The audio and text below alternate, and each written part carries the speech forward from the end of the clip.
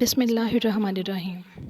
فتح مکہ کے ایک روز حضور نبی اکرم صلی اللہ علیہ وسلم ایک مکان کی دیوار سے ٹیک لگائے اپنے کسی غلام کے ساتھ گفتگو فرما رہے تھے، اور وہ مکان ایک کافرہ عورت کا تھا۔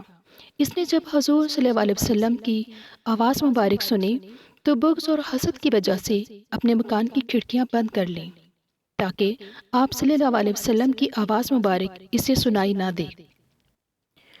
ادھر حضرت جبرائیل علیہ السلام بارگاہ مصطفی میں حاضر ہوئے اور عرض کیا، آپ صلی اللہ علیہ وسلم جس مکان کی دیوار سے ٹیک لگائے کھڑے ہیں یہ ایک کافرہ عورت کا مکان ہے، اور اس مکان میں رہنے والی کافرہ عورت نے بغض اور حسد سے اپنے مکان کی کھڑکیاں بند کر دی ہیں تاکہ آپ صلی اللہ علیہ وآلہ وسلم کی آواز اسے سنائی نہ دے۔ مگر اللہ سبحانہ تعالیٰ فرماتا ہے کہ چونکہ آپ صلی اللہ علیہ وسلم کی پشت انور اس مکان کی دیوار کے ساتھ مس کر گئی ہے، اس لیے وہ نہیں چاہتا کہ اس مکان میں رہنے والے دوزخ میں جائیں۔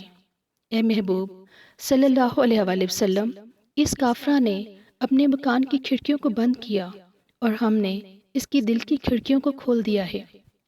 جبرائیل علیہ السلام کا یہ کہنا تھا کہ اس عورت کی اندر بیٹھے بیٹھے دل کی دنیا ہی بدل گئی اور بے قرار ہو کر باہر نکلی اور حضور نبی اکرم صلی اللہ علیہ وسلم کے قدموں میں گر گئی اور مسلمان ہو گئی۔